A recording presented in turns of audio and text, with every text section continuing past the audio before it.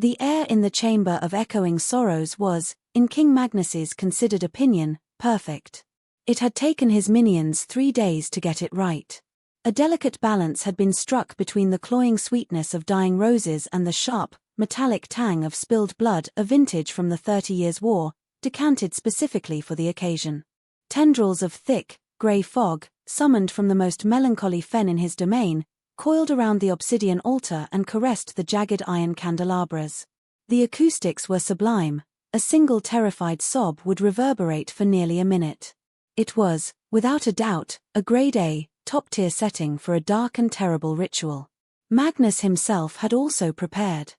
He wore his finest midnight black tunic, woven from the nightmares of sleeping children and tailored to accentuate the formidable breadth of his shoulders.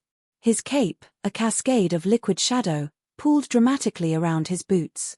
He had spent the better part of an hour practicing his glower in a polished silver mirror, a subtle yet profound expression that conveyed ancient power, existential torment, and a hint of tragic, Byronic heroism. He was ready. The great stone doors groaned open. 2 of his hulking, gargoyle-like retainers shuffled in, carrying between them a wriggling burlap sack. They deposited it unceremoniously at the foot of the altar. Magnus raised a hand, a gesture of elegant finality. "Leave us," he commanded, his voice a low thunder that vibrated in the very stone of the floor. The retainers bowed, their claws scraping the flagstones, and retreated, sealing the doors behind them. Silence descended, thick and expectant. This was his favorite part. The slow, dawning horror. The muffled whimpers from within the sack. The gradual realization that all hope was lost.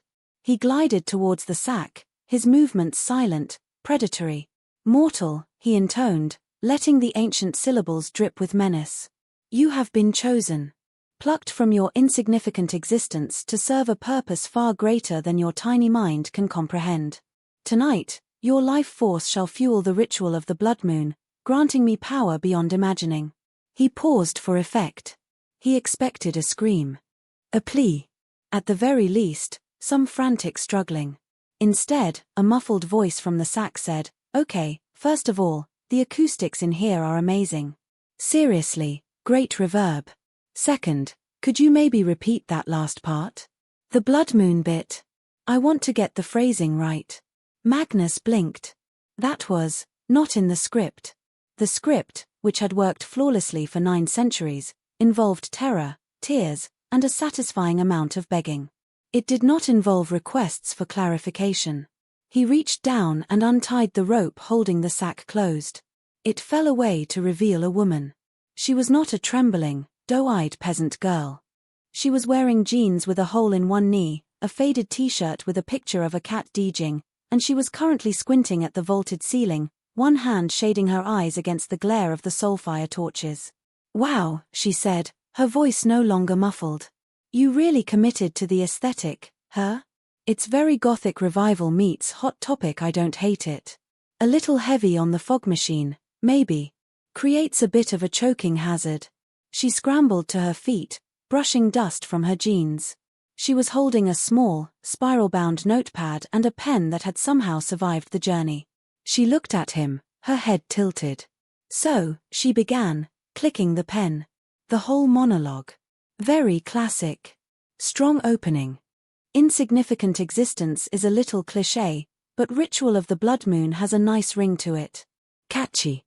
Magnus stared at her. His carefully crafted glower faltered, replaced by an expression of profound, unadulterated bafflement. He was Magnus the Undying, the scourge of Wallachia, the prince of eternal night. Mortals quaked in his presence. Armies had fled from the mere whisper of his name. This one was taking notes. You are not afraid," he managed, his voice losing some of its thunderous quality. "Oh, I'm terrified," she said brightly, jotting something down. "Absolutely petrified. My fight-or-flight response is doing the Macarena right now. But also, my open MIC set is Wednesday, and this is pure gold." She looked up from her notepad, her eyes analytical. "Let's talk about your name. Prince of Darkness, is that a stage name? Or is that, like, on your driver's license? Because it feels a little broad."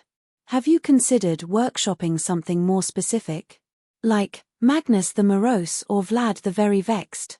Magnus felt a sensation he hadn't experienced since the fall of Constantinople, utter speechlessness. His jaw, a chiseled bastion of regal authority, hung slightly agape. He had anticipated her terror fueling the ritual.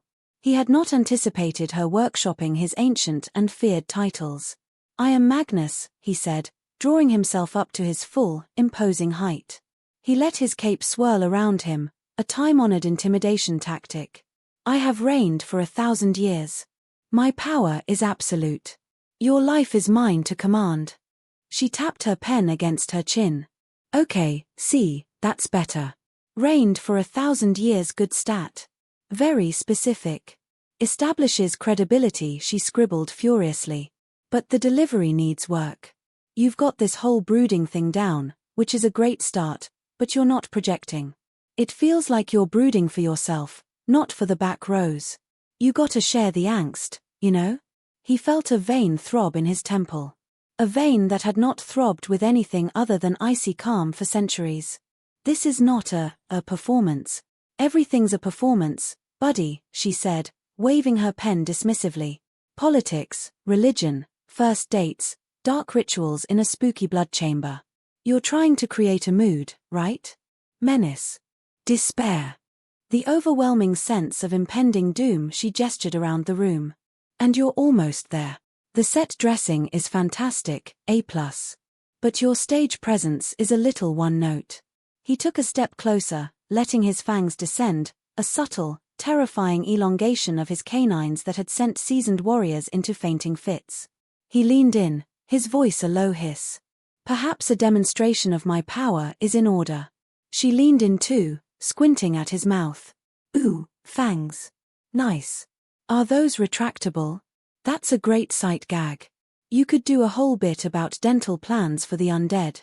My orthodontist says if I don't stop biting necks, I'm going to need headgear. Think about it." He recoiled as if she had splashed him with holy water. He retracted his fangs instinctively. The moment, the carefully constructed atmosphere of dread, was shattered. It was worse than shattered, it had been dismantled, analyzed, and given constructive criticism. "What is your name, mortal?" he demanded, his voice tight. "Chloe," she said. "And I'm not a mortal.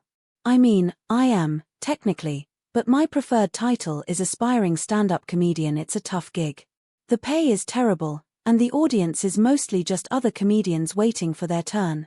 Honestly, getting kidnapped for a satanic ceremony is the most exciting thing that's happened to me all month." He stared at her. Her face was earnest. She wasn't mocking him, not entirely. She was networking. In his sacrificial chamber. "The ritual requires the pure terror of a human soul," he explained, trying to regain control of the situation, to steer it back towards the familiar territory of horror and domination. "Your fear is the catalyst." Right, the catalyst," Chloe nodded, scribbling again. "Fear is the catalyst, good line. Very dramatic." She looked up. "So, you need me to be scared. Okay. I can work with that. What are we talking here? A jump scare? Existential dread? A slow, creeping sense of psychological unease? Because I can do all three, but my existential dread is probably my strongest suit. Comes from the whole aspiring comedian thing." Magnus ran a hand over his face. His cold, marble-like skin felt clammy. This was a nightmare, but not the kind he usually cultivated. "Just be terrified. Naturally. Naturally? Honey, nothing in comedy is natural. It's all about timing and commitment." She struck a pose, her eyes wide, her hands clasped to her chest. "Oh, woe is me. A dark prince in a ridiculously oversized cape has captured me. Whatever shall I do?" She dropped the pose. "See? Terrible. Overacting. The audience would see right through it. You need authentic fear." She paced the length of the altar. "Okay, new plan. You tell me the scariest thing you can think of. Your most depraved act. Your darkest secret. Give me your best shot. I'll see if it gets a genuine reaction. Think of me as a test audience." Magnus, king of the vampires, lord of the shadowed realms, found himself in the absurd position of trying to justify his own menace to his intended victim. I once laid siege to an entire city for a decade, he began, reaching for a classic from his repertoire of atrocities. I blotted out the sun with a swarm of bats and starved them into submission. They were forced to eat their own shoes. Chloe winced. OOF. Shoes. That's rough. So, what's the punchline? There is no punchline, he roared, the sound finally echoing with some of his old power. They suffered and died. It was horrifying. I get that, I do, she said placatingly. But from a narrative perspective, it's all set up. I starved a city, okay? And you need a button on it. Something to really bring it home. Like, and you know what's really sick? They were Crocs, see? A little twist. A little specificity. Makes the horror relatable. He felt a profound weariness settle into his ancient bones. He had conquered nations. He had stared down archangels. He had communed with entities from beyond the veil. And he had absolutely no idea what to do with a small woman who thought his reign of terror needed better punchlines. The ritual, he said, his voice flat, defeated. It is to take place when the blood moon reaches its zenith. In 3 nights. 3 nights. Perfect, Chloe said, her face lighting up. That gives us plenty of time to tighten up your act. She pointed her pen at him. We'll start with your posture. Way too stiff. You need to loosen up if you want the brooding to look effortless. Magnus looked from his obsidian altar to the soulfire torches, then to the woman who was critiquing his posture. For the first time in a millennium, he felt a genuine, sincere emotion rise within him. It was not power, or wrath, or sorrow. It was the desperate, all-consuming urge to lie down on the cold stone floor and not get up for a century. The ritual, he suspected, was going to be a problem. The next 3 days were the longest of Magnus's 1,000-year existence. He had endured crusades, inquisitions, and the invention of daytime television, but nothing had prepared him for Chloe. He had initially intended to leave her chained in the chamber of echoing sorrows. It was standard procedure. But her critiques of the dungeon's ambience had been relentless. The chains are a nice touch, she'd called out after he'd locked the door, her voice echoing unnervingly. Very traditional. But the acoustics are doing all the heavy lifting. Visually, it's a bit sparse. Have you considered some strategically placed skeletons? Maybe one reaching dramatically through the bars? It just screams pathos. Exasperated, he'd had her moved to a guest suite. A guest suite in the Black Tower, of course, with no windows and a door made of solid iron, but a suite nonetheless. It had a bed stuffed with the feathers of ravens and silk sheets the color of dried blood. He thought it was suitably grim. Chloe thought it needed a woman's touch. A throw pillow wouldn't kill you, she'd remarked when he'd brought her evening meal, a silver platter of grapes, cheese, and a goblet of what he assured her was very old wine, not the other thing. Maybe something in a nice charcoal grey to break up all this monotonous black. It's a little funereal in here, and I'm the one who's supposed to be dying. He found himself arguing with her. Actually arguing. He, who had debated philosophy with dead popes and strategy with spectral Roman generals, was now locked in a heated discussion about interior design. The decor is meant to inspire dread, he insisted, standing stiffly by the door. It's inspiring a nap, Magnus, she countered, popping a grape into her mouth. Dread needs contrast. You can't just be all doom and gloom 24/7. It's exhausting for the audience. You need a moment of light to make the darkness pop. It's basic storytelling. He began to dread their interactions, yet he also found himself seeking them out. His life had been a static, predictable expanse of silent brooding, punctuated by the occasional conquest. It was orderly. It was powerful. It was, he was beginning to realize, crushingly boring. Chloe was a chaotic whirlwind of opinions, suggestions, and utterly baffling modern idioms. He took her to the Grand Library, a cavernous hall where shelves stretched up into the darkness, holding the accumulated knowledge of fallen empires. He wanted to impress upon her the weight of his history, the vastness of his intellect. Behold, he said, gesturing with a sweep of his arm, the wisdom of ages.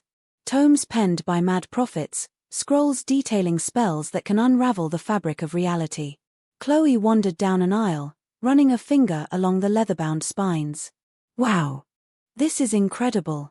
It's like the world's most depressing Barnes and Noble. She pulled out a heavy book, blowing a cloud of dust from its cover. Sonnets of unending despair, a little on the nose, don't you think? She flipped through the pages. You need to branch out.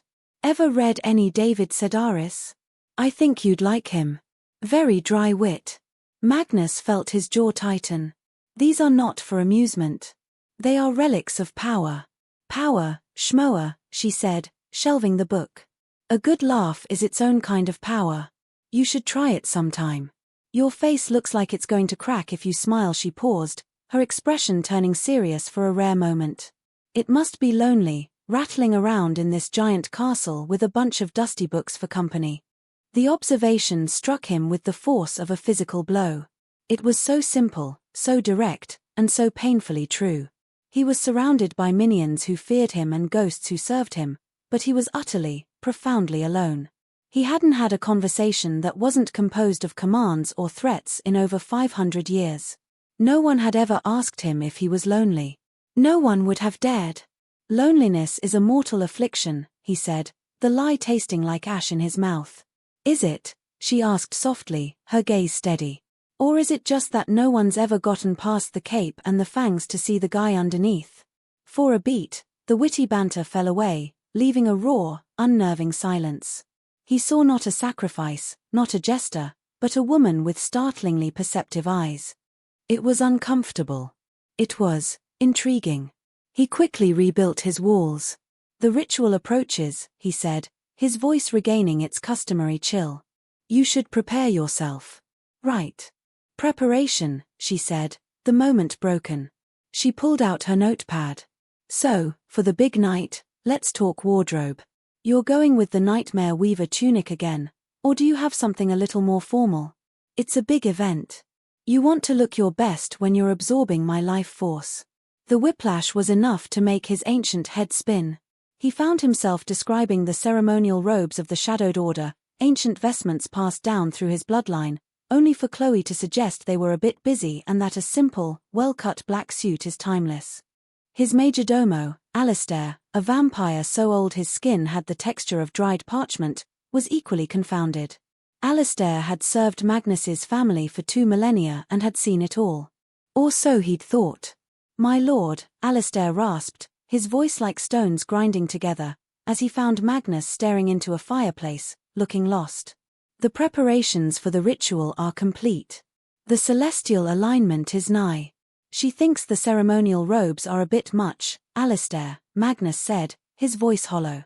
Alistair paused, a flicker of confusion crossing his desiccated features. The mortal, my lord? She suggested a suit, Magnus continued, turning from the fire. A timeless black suit. She also said my brooding feels performative and that I should try to access a more authentic source of my pain. Alistair was silent for a long time. Perhaps a different mortal would be more suitable for the ritual, my lord. One who is more cooperative in their terror. Magnus considered this. It was the logical course of action. He could release Chloe, find some trembling villager, and proceed as planned. The thought held no appeal. The idea of returning to the silent, predictable solitude of his existence was suddenly unbearable. Who would critique his monologues? Who would argue with him about the optimal placement of gargoyles for comedic effect? No, Magnus said, the word coming out with more force than he intended. She is the chosen one. Alistair bowed his head, a gesture of unquestioning loyalty that Magnus now found vaguely unsatisfying. He wanted someone to question him. He wanted someone to tell him his plan was cliché and needed a rewrite. On the third and final night, the night of the ritual, a blood-red moon hung in the sky like a festering wound, bathing the castle in an eerie crimson light. Magnus felt the ancient power thrumming in his veins. This was his night. This was the culmination of a century of planning. He went to Chloe's chambers to retrieve her. He was wearing the ancient ceremonial robes. They were, he had to admit, a little busy. She was waiting for him, sitting on the edge of the bed, her notepad in her lap. She looked up as he entered, and for the first time, he saw a flicker of genuine fear in her eyes. Not the performative, workshopped fear she joked about, but something real and quiet. "Showtime, she said, her voice a little tight. "It is time," he confirmed, his own voice sounding foreign to him. He was supposed to feel triumphant, powerful. Instead, he felt a strange sort of regret. "So, this is it," she said, standing up. "My last set." She gave a small, sad smile. "Guess I'll never know if that bit about the vampire dental plan would have killed." He found himself saying something utterly unplanned. "It would have killed." Her smile widened, just a little. "Yeah. You think so?" The audience, the other comedians waiting for their turn, they would have been consumed with jealousy. A small laugh escaped her, a sound of genuine, surprised amusement. In the face of her own demise, she laughed. He realized with a jolt, going to miss that sound more than he would miss the sun. "You know," she said, looking around the grim, black room. For a prison, it wasn't so bad. The food was decent, and the landlord was quiet. A little gloomy, but, rent-controlled. A joke. A throwaway line. But he heard the truth beneath it. "I'm scared." Vulnerability, hidden behind a wall of sarcasm. He had learned to hear the subtext in her words, the emotion tucked between the punchlines. "I am sorry that it must end this way," he said, the words feeling clumsy and inadequate. He had commanded legions and cursed kings, but he had no language for this. "Hey, don't sweat it," she said, her bravery a flimsy shield. "Every comedian bombs eventually. My closing number just happens to be a little more literal than most." He led her back to the chamber of echoing sorrows. The fog was thicker, the light from the blood moon pouring through a high, arched window and painting the obsidian altar a sickening shade of red. The air crackled with power. He guided her to the altar. She didn't resist. She simply looked at him, her expression a mixture of fear, resignation, and a strange sort of curiosity. "So," she said, her voice barely a whisper. "Any last words for your victim?" He looked down at her, this impossible woman who had turned his world upside down with a notepad and a pen. He was supposed to recite the ancient incantation, to begin the rite that would grant him ultimate power. But the words wouldn't come. All he could think was that ultimate power would be a cold and silent prize in a world without her voice in it. "Your timing," he said, his own voice low and hoarse. "It is impeccable." It was the highest praise he could give. Before she could respond, before he could decide what to do with the cataclysmic realization that he would rather listen to her critique his evil plans for an eternity than live a single night in a world without her, the great stone doors of the chamber exploded inward. Shards of rock and splinters of ancient wood flew through the air. A figure stood silhouetted against the dim light of the corridor, larger than a man, cloaked in a cape that seemed to drink the very shadows from the corners of the room. He was flanked by two hulking, monstrous vampires, their faces twisted into permanent snarls. "Magnus," the figure boomed, his voice a gravelly sneer. "I knew you'd be hiding in your ridiculous smoke-filled theater. Always so dramatic." Magnus's entire demeanor shifted. The internal conflict, the confusion, the strange tenderness, it all vanished, replaced by a cold, primal fury. He moved without thinking, placing himself between the altar and the intruders, shielding Chloe with his own body. "Valerus," Magnus snarled, the name a curse on his lips. "You were not invited." Lord Valerus stepped into the chamber, his lips curling back to reveal fangs even longer and sharper than Magnus's. He was a brute of a vampire, all power and no finesse. He looked past Magnus, his eyes landing on Chloe. "Ah, the centerpiece for your little ritual," Valerus chuckled, a nasty, grating sound. "Don't tell me you're still chasing that old blood moon myth. So declass. I'm here for something much more tangible. Your territory. Your castle." And, for a light snack, he leered at Chloe, "You're mortal." For the first time since she'd been snatched from her world, Chloe wasn't analyzing the scene for comedic potential. She wasn't thinking about punchlines or stage presence. The air, which had been thick with theatrical menace, was now charged with a genuine, visceral threat. Valerus didn't have a brooding problem, he had a rip-your-throat-out-and-laugh-about-it problem. Her heart hammered against her ribs, a frantic drumbeat of pure, undiluted terror. But as she shrank back against the cold stone of the altar, she realized something profound. Her fear wasn't for herself. She looked at Magnus's back, at the rigid line of his shoulders, at the way his hands were clenched into fists at his sides. The man who had kidnapped her, who had planned to use her as a magical battery, was standing as a literal shield between her and this new, far more terrifying monster. And her fear, sharp and sickening, was for him. His cape game is definitely weaker than yours, she whispered, the words coming out shaky, an automatic defense mechanism. Magnus didn't turn, but his voice was a low growl. Stay behind me. No argument here, she breathed. Kill his guards, Valerus ordered his two brutes with a flick of his wrist. The king is mine. The two vampires launched themselves forward, moving with unnatural speed. But Magnus was faster. He was a blur of black, a whisper of motion. He met the first one head-on, his arm scything through the air. There was a sickening crunch of bone and the creature went down, its head at an impossible angle. The second guard hesitated for a fatal second, and Magnus was on it, his fangs sinking into its throat in a savage, efficient strike. He threw the body aside like a discarded doll. It was over in seconds. It was brutal, terrifying, and utterly without the theatrical flair he usually employed.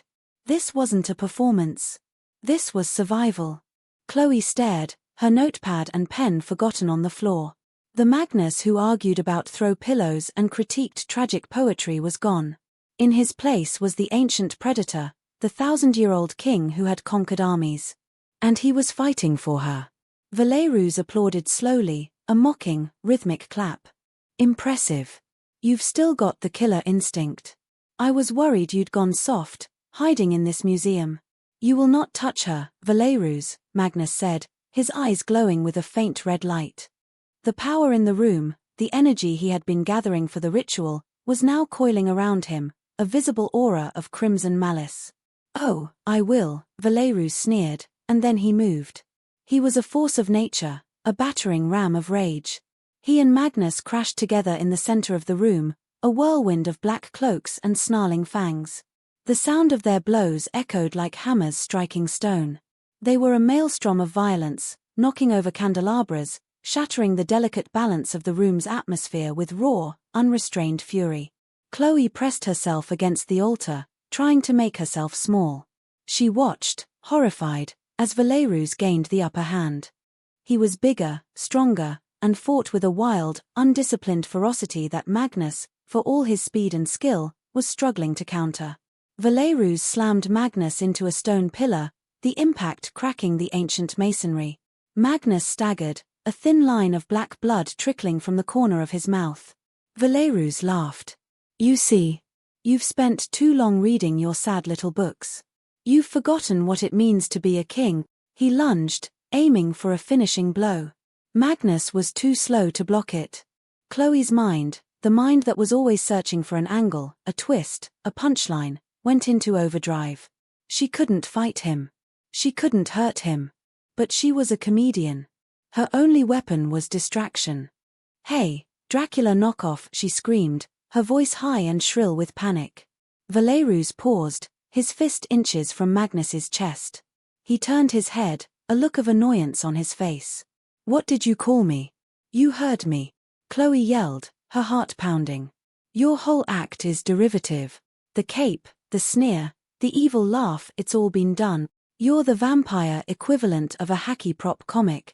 Valerus stared at her, utterly bewildered. This momentary confusion was all Magnus needed. He drove his elbow back into Valerus's gut and spun around, throwing the larger vampire off balance. You have no stage presence. Chloe continued, emboldened. She was on a roll now, the terror fueling a manic, desperate energy. Your motivation is unclear. I want your castle, so what? What's your emotional core? Where's the pathos? Silence, wench. Valerus roared, his attention completely diverted. He took a step towards her, his eyes blazing with fury. I'll rip that tongue from your head. See? That's just lazy villain dialogue. Chloe shot back.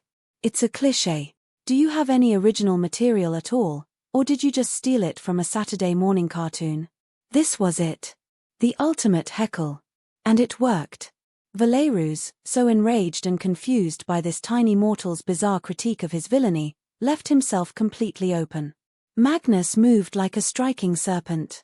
He seized a fallen iron candelabra from the floor, its end sharpened to a deadly point from the impact. With a guttural roar that was equal parts fury and desperation, he lunged, driving the spike of iron straight through Valerus's heart. Valerus froze. His eyes widened in shock. He looked down at the iron protruding from his chest, then back up at Magnus. A slow, grey disintegration began at the edges of his body, his form turning to dust and ash. His last word was a baffled whisper. Pathos. And then he was gone, a pile of fine grey dust on the stone floor, his cape collapsing on top of it in a sad, empty heap. Silence descended upon the chamber, broken only by the sound of Magnus's harsh, ragged breathing. The red light of the blood moon still poured through the window, illuminating the dust motes dancing in the air where a vampire lord had just stood. Magnus stood there for a long moment, the iron candelabra still clutched in his hand. He let it drop with a loud clang. He slowly turned to face Chloe. He was bruised, bleeding, and exhausted, but his eyes were clearer than she had ever seen them. The adrenaline drained out of Chloe in a sudden rush, leaving her weak and trembling. The jokes were gone. The sarcasm had evaporated. All that was left was the raw, terrifying reality of what had just happened. She slid down the side of the altar to sit on the cold floor, wrapping her arms around her knees. He walked over to her, his movements slow and deliberate. He didn't loom over her. He sank to one knee, bringing himself to her level. The great and terrible vampire king knelt on the floor of his ruined ritual chamber. "Are you unharmed?" he asked, his voice strained. She could only nod, unable to speak. He reached out a hand, then hesitated, as if unsure of his right to touch her. "I have not felt fear for 500 years, he said, his voice quiet, stripped of all its theatricality. "Not until he looked at you. In that moment, the thought of what he would do to you, it was an agony more profound than any I have ever known." He finally rested his hand on her shoulder, his touch surprisingly gentle. "Until you, and your infernal notepad, arrived in my life, I was an echo. A performance. Going through the motions of an existence I had long grown weary of. You saw through it. You saw me." Chloe looked up at him, at his tired, ancient face.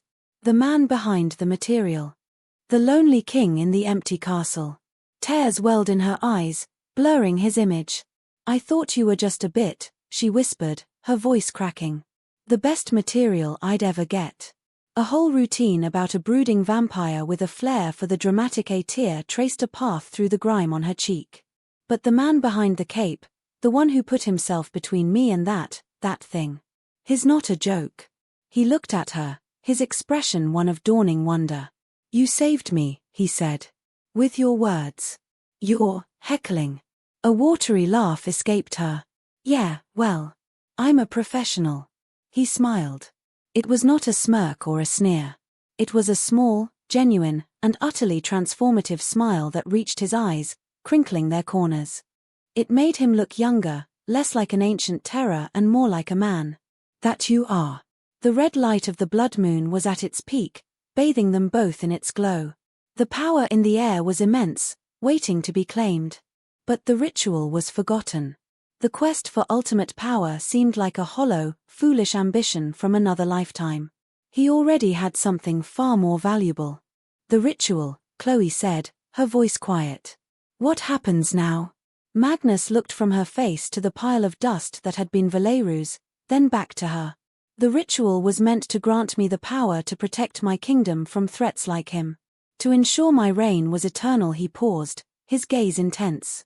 "I believe it has already served its purpose." He didn't need the power of the blood moon. He had found his reason to fight. He had found the one thing in his eternal life worth protecting. He offered her his hand. "Chloe." Aspiring stand-up comedian. She placed her hand in his. His skin was cold, but his grip was firm and warm with an energy that had nothing to do with dark magic. "Magnus. Vampire King." Needs to work on his crowd work. He pulled her to her feet. They stood there in the ruined chamber, amidst the dust and shadows, hand in hand. The crisis had passed, the external plot resolved. And in its wake, something new and fragile and incredibly real had been born. The jokes had stopped. And for the first time, they were sincerely, terrifyingly vulnerable with each other. It was more frightening, and more wonderful, than any dark ritual could ever be. Months later, the great hall of Castle Magnus was packed. Not with cowering minions or spectral servants, but with the vampire aristocracy of the surrounding territories. They were a tough crowd. Centuries of undead existence had left them largely immune to amusement. They sat stiffly at long, blackwood tables, their expressions ranging from mild boredom to disdainful ennui. On a newly constructed stage at the front of the hall, bathed in a single, dramatic spotlight, stood Chloe. She was wearing a stunning black dress that shimmered like a starless night sky, a stark contrast to her old jeans and cat t-shirt. She tapped the microphone. "So, I'm dating a vampire now," she said into the silence. "It's great. We have a lot in common. We're both nocturnal, we both think garlic is overrated, and neither of us has seen our reflection since 2019. For him it's a curse, for me it was a pandemic haircut." A few scattered, hesitant chuckles rippled through the hall. It was more than she usually got at the open mic in Poughkeepsie. "But it has its challenges," she continued, leaning into the mic. "You think your boyfriend is emotionally distant? Try dating a guy whose primary emotional state for the last 800 years has been morose." I asked him what he wanted for his birthday. He said, "The sweet oblivion of the grave." I got him a scarf. This time, the laughter was louder, more confident. A few of the younger vampires, one's only a century or two old, were actually smiling. "And he's a king. Which means I'm a queen. It's mostly a ceremonial role. My main job is to stop him from monologuing at the guests. The other day, the Duke of Carpathia came over for a blood pact, and Magnus starts in with, 'Behold, you insignificant creature of the night.' I had to cut him off. 'Magnus, honey, just pass the Duke the A positive and let's get on with it. We're going to be late for our reservation.'" The hall erupted in laughter. It was a strange, rusty sound, like an old engine turning over for the first time in years. But it was genuine. In the front row, at a table set for two, sat Magnus. He was wearing a simple, exquisitely tailored black suit. He was not brooding. He was not glowering. He was leaning forward, his elbows on the table, his chin resting in his hands, and his eyes, filled with a light that had nothing to do with hellfire, were fixed on the woman on the stage. He was beaming with an expression of pure, unadulterated adoration. He laughed the loudest of all, a deep, rich sound that filled the hall and made the ancient tapestries tremble. The sound was so unfamiliar that Alistair, standing stiffly by the wall, nearly dropped a tray of blood goblets. Chloe caught his eye from the stage. She winked. He winked back. "But you know," she said, her voice softening, the comedic rhythm slowing to a more sincere beat. "He's a good man. Or, you know, a good, ancient undead monarch. He's just a little misunderstood. He puts up this big, scary front, with the cape and the fog and the dramatic pronouncements." She paused, looking directly at Magnus. But really, all he ever wanted was someone to listen. Someone to see the man behind the material. A collective, heartfelt sigh went through the audience, even the most jaded elders looking on with a newfound warmth. Chloe had found the emotion underneath the humor. She had them. "And I gotta say," she finished, her grin returning, "for a guy who's literally a prince of darkness, he's my biggest fan." The applause was thunderous. Magnus was on his feet, clapping harder than anyone. He was Magnus the Undying, the scourge of Wallachia, the prince of eternal night. But tonight, and for all the nights to come, he was something more. He was the king, and she was his queen. And he was, proudly and forever, the #1 fan of the only person who had ever dared to tell him his brooding needed work. The only person who had looked into the abyss and asked if it had considered improved classes.